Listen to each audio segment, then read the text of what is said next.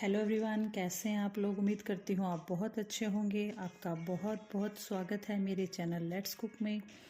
आज मैं अपना पहला व्लॉग लेके आई हूँ। शीतला अष्टमी पे हमने क्या क्या किया, क्या बनाया, पूजा कैसे की, इसके बारे में आपको बताऊंगी मैं डिटेल में। और खाने में मैंने क्या क्या बनाया उसकी भी रेसिपी शेयर करूँगी आपके साथ। सबसे पहले तो जब भी प्रसाद की कोई थाली बनती है पूजा की, तो हम सबसे पहले मीठा बनाते हैं। और आज मैं बनाऊंगी मीठे गुड़ के चावल। कई लोग इस दिन मीठा दलिया भी बनाते हैं, लेकिन हमारे तो मीठे गुड़ के चावल, सांगरी की सब्जी और मीठी रोटी से शीतला माता का भोग लगता है। ये हमारे ज़रूरी है। पहले मैंने यहाँ पे एक पैन ले लिया, आप कढ़ाई वगैरह कुछ भी ले लीजिए। उसके बाद उसके अंदर डाला है मैंने 1 चम्मच घी, और फिर मैंने थोड़ी सी सौंफ डाली है, क्योंकि मेरे जो बच्चे हैं वो सौंफ खाते नहीं हैं, इसलिए फ्लेवर के लिए थोड़ी सी आधा चम्मच मैंने यहाँ पे सौंफ डाली है। और फिर उसे हल्का सा ब्राउन भून लिया है। और फिर उसके अंदर डाल दिया है मैंने पानी। पानी मैंने यहाँ पे अंदाजे से डाला है, इसमें कोई क्वांटिटी नहीं ली है। मैं ये चावल अंदाजे से ही बनाती हूँ, नाप तोल के मैंने कभी बनाई नहीं है। और फिर जब हमारा पानी अच्छी तरह उबल गया, तो इसके अंदर मैंने डाल दिए 5-6 गुड़। ये लड्डू गुड़ है, इसकी डलियाँ डाल दी है और फिर इसे अच्छी तरह से ढक दिया है। और फिर मैंने चावल भी अच्छी तरह वॉश कर लिए, और जब पानी उबल गया तो उसके अंदर डाल दिए मैंने चावल। ये देखिए हमारे चावल भी बन रहे हैं। और फिर मैंने इसको ढक दिया है, और एक साइड पे मैंने गुड़ का पानी उबलने के लिए छोड़ दिया है, ताकि वो जो मीठी रोटी बनाऊंगी उसके लिए। और फिर मैंने एक साइड पे कुकर चढ़ा लिया है। कुकर के अंदर डाला है मैंने तेल। यहाँ पे मैं आलू मटर की सब्ज़ी बनाऊंगी, वो भी बिना लहसुन और प्याज के, क्योंकि प्रसाद की थाली बनाएंगे उसमें लहसुन प्याज तो हम बिल्कुल भी नहीं डालते, और शायद आप भी नहीं डालते होंगे, मुझे कमेंट करके बताइए। और आलू मटर और टमाटर तीनों को मिला के मैं सब्ज़ी बनाऊंगी। और ये जो प्रसाद की सब्ज़ी है ये बहुत ज़्यादा टेस्टी बनती है। फिर मैंने जीरा डाल दिया है तेल में, और जीरा जब भुन गया तो फिर आलू मटर और टमाटर को मैंने मिक्स करके डाल दिया इसके अंदर। और फिर हमारे बेसिक मसाले डाले हैं, नमक मिर्च हल्दी धनिया पाउडर डाल के और पानी डाल के फिर मैंने सब्ज़ी चढ़ा दी है। 2-3 सीटी में ये सब्ज़ी हमारी बनके तैयार हो जाती है। और फिर जब जो गुड़ का पानी है वो ठंडा हो चुका है, मैंने उसे छान लिया है। और आटा आप उस हिसाब से लीजिए जिस मेंबर के हिसाब से आप रोटियां, क्योंकि यहाँ पे मैंने ज़्यादा रोटियां बनाई है, क्योंकि कल हम पूरे दिन ये बासी रोटी ही खाएंगे, क्योंकि शीतला माता को जो बासी खाने का भोग लगता है।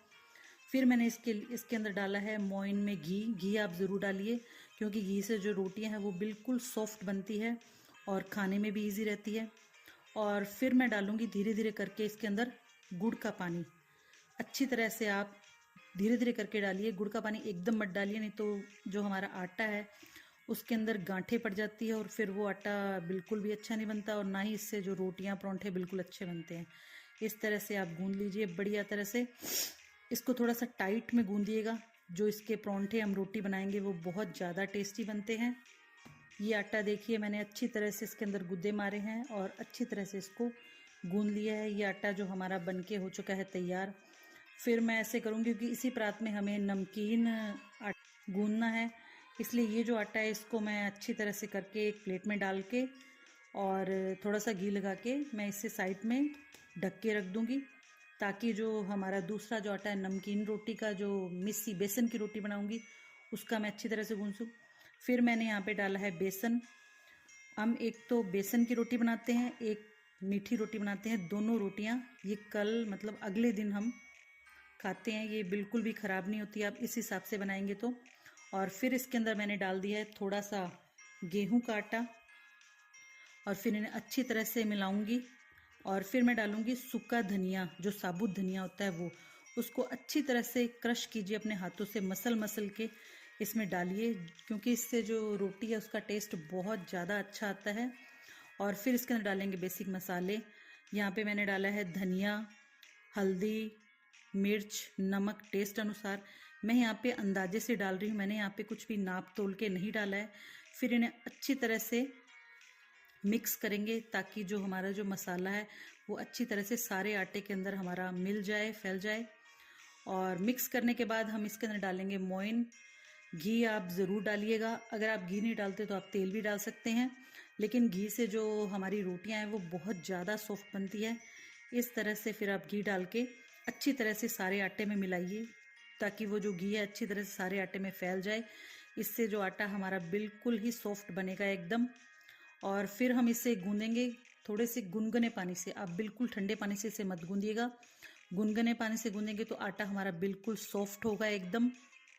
धीरे धीरे करके इसके अंदर पानी डालिए और फिर अच्छी तरह से इसे, जैसे हम आम आटा हमारा डेली रूटीन का गूंदते हैं उसी तरह से आप गूंदिए अच्छी तरह से। आटे में बिल्कुल भी गांठी वगैरह ना हो। ये देखिए बढ़िया तरह से मैंने दोनों हाथों से गूंदा है, क्योंकि ये टाइट आटा है तो इसमें थोड़ा सा जोर तो लगता है, लेकिन अच्छी तरह से मैंने दोनों आटे अपने गूंद के कर लिए हैं तैयार। अब हम बनाएंगे सांगरे की सब्ज़ी। सांगरे की जो सब्ज़ी है वो मेरी सासू माँ बहुत टेस्टी बनाते हैं। और सांगरे को पहले हमने उबाल लिया है अच्छी तरह से, और फिर इसे 2-3 पानी निकाल के अच्छी तरह से धो लिया है। और फिर एक गैस पे चढ़ाएंगे हांडी। हांडी में डाला है हमने तेल। तेल में जीरा डालेंगे, फिर सांगरे को निचोड़ के अच्छी तरह से डालेंगे, और फिर इसमें डालेंगे बेसिक मसाले, धनिया, मिर्च और हल्दी, नमक, इस तरह से। और फिर लास्ट में मम्मी डालते हैं सूखी लाल मिर्च। पता नहीं मम्मी के हाथों में क्या जादू है, जो सब्जी ये इतनी टेस्टी बनती है कि मैं आपको क्या बताऊं। खाने में बहुत ज़्यादा, और कुछ तो ये प्रसाद हो जाता है, तो प्रसाद के नाम से तो हम कुछ भी बनाएं तो बहुत बहुत ही ज़्यादा टेस्टी बनता है।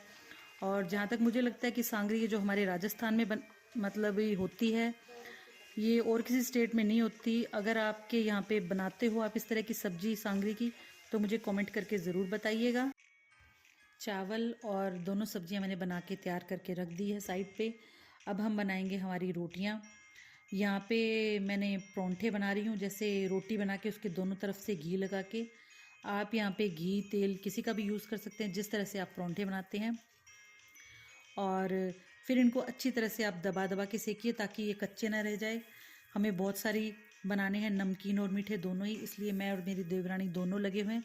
मेरी देवरानी तो बेल रही है रोटी, और मैं उन्हें अच्छी तरह से सेक सेक के साइड पे रख रही हूँ, क्योंकि टाइम लगता है, अकेले से होता नहीं। क्योंकि ये जो प्रसाद है हम डिनर करने के बाद बनाते हैं। डिनर करने के बाद सारी रसोई को क्लीन करके अच्छी तरह से बर्तन वगैरह बिल्कुल साफ़ करके नए बर्तन में हम ये प्रसाद बनाते हैं।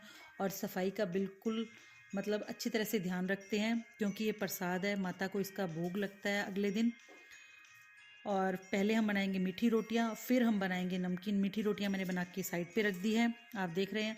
और फिर हम बनाएंगे बेसन की नमकीन रोटियां। इसको भी दोनों तरफ से घी लगा के इस तरह बनाएंगे, क्योंकि रात को बना के फिर अगले दिन जो शीतला अष्टमी है, अगले दिन उससे एक दिन पहले हम ये प्रसाद बनाते हैं, ताकि अगले दिन जो माता को ठंडे खाने का भोग लगता है, गर्म खाने का, इसमें गर्म हम उस दिन कुछ भी नहीं बनाते, ठंडा ही खाते हैं और ठंडे पानी से ही हम नहाते हैं। ये देखिए इस तरह से नमकीन रोटियां मैंने अच्छी तरह से बना के तैयार कर ली है, आप देख रहे हैं बिल्कुल। और फिर अब मेरा सारा का सारा जो प्रसाद है तैयार हो चुका है, ये आपके सामने है। पहले मैं आपको दिखाऊंगी, मैंने आलू मटर की जो सब्ज़ी बनाई है। ये देखिए मेरी सब्ज़ी का कलर भी कितना अच्छा है, और ये खाने में भी बहुत टेस्टी है क्योंकि प्रसाद है। और ये चावल, ये देखिए चावल भी बहुत अच्छे बने हैं, इनका कलर भी बहुत अच्छा है। और ये है हमारी सांगरी की सब्ज़ी, जो सबसे ज़्यादा टेस्टी होती है। मतलब मैं साल को वेट करती हूँ कि ये सांगरी की सब्ज़ी हमारे घर में बने, क्योंकि वैसे तो हम बनाते रहते हैं, पर ये जो सब्ज़ी है ना, इस दिन बनाते हैं ये प्रसाद के तौर पे। ये बहुत ज़्यादा टेस्टी बनती है, खाने में बहुत अच्छी लगती है। ये देखिए ये भी हमारी तैयार हो चुकी है। और ये हमारी मीठी रोटियाँ, ये देखिए इतनी सारी हमने रोटियाँ बनाई है, कल हम सारे दिन यही खाना खाएंगे। और ये मेरी नमकीन रोटियाँ, ये देखिए ये हमारा प्रसाद हो चुका है तैयार, आप देख रहे। ये देखिए रात के 11:30 बज चुके हैं, हमारा सारा काम हो चुका है और प्रसाद सारा बन चुका है। मम्मी ने कहा था कि रात को मेहंदी भी लगानी है, इसलिए वैसे तो मैं बहुत ज़्यादा थक चुकी थी, लेकिन फिर भी मेहंदी लगाने हमें बहुत ज़रूरी है, क्योंकि जब भी हमारे कोई पूजा पाठ व्रत होता है तो ये मेहंदी शगुन की मानी जाती है। मैंने और मेरी देवरानी ने लगाई मेहंदी। ये कुप्पी वाली मेहंदी मेरी रिएक्शन करती है, इसलिए मैं मिलन मेहंदी मैंने भिगोई, और फिर उसे एक हाथ के तो मैंने पैरवे किए और एक हाथ पे ये डिज़ाइन लगाया। ये डिज़ाइन हमारी नानी दादी का चला आ रहा है, ये बहुत ही पुराना डिज़ाइन है और मुझे ये बहुत ज़्यादा पसंद है। अगर आप भी डिज़ाइन लगाते हैं तो मुझे भी बताइएगा कमेंट करके। और फिर सुबह मैं 5:30 बजे खड़ी हो गई थी और फिर छत पे आके मैंने वॉक की। और ये हमारे बैक साइड, मतलब हमारे घर के जो बैक साइड की जगह है वहाँ पे ये खेत है। ये गवर्नमेंट की जगह है, यहाँ पे बहुत ज़्यादा हरियाली होती है। ये देखिए सुबह का नज़ारा कितना अच्छा है। सूरज अभी उगा नहीं है और इस टाइम 6:15-20 हो चुके हैं। और फिर मुझे नीचे भी जाना है। यहाँ पे इस मिट्टी के बर्तन में मैंने रात को भिगोए थे मोठ बाजरी। ये देखिए मोठ बाजरी, इसे हम बिरला बोलते हैं और इसकी भी पूजा होती है। और रात को मैंने दही भी जमा दिया था क्योंकि दही भी इसके अंदर ज़रूरी होता है और पूजा में। और ये देखिए हमारे आंगन में एक मटकी है पानी की। इस मटकी के ऊपर हम 7 तिलक तो हल्दी के लगाते हैं और 7 तिलक लगाते हैं घी के। और जब रात की जो बासी राख होती है उसकी हम मुठियाँ बना के, पानी डाल के मुठियाँ बनाते हैं और 7 मुठियाँ बना के उसके अंदर हम तीली लगाते हैं झाड़ू की। और इस तरह से आप देख रहे हैं, ऐसे खड़े करके इस तरह से हम पूजा करते हैं। फिर हम प्रसाद चढ़ाते हैं इस पे। पहले तो मैंने पूजा की और हल्दी का तिलक लगाया, प्रसाद चढ़ाया। फिर मेरी देवरानी ने पूजा की, हम दोनों ने मिलके पूजा की और शीतला माता से प्रार्थना की कि बच्चों पर आपकी कृपा बनाए रखना, हमारे घर में सुख शांति रखना। और हमने सभी ने प्रसाद का भोग लगाने के बाद घर में सभी ने प्रसाद खाया। और ये जो प्रसाद है माता का, ये बहुत ही स्वाद बना था, बहुत ही टेस्टी बना था। और आपको ये मेरा व्लॉग कैसा लगा कमेंट करके ज़रूर बताइएगा।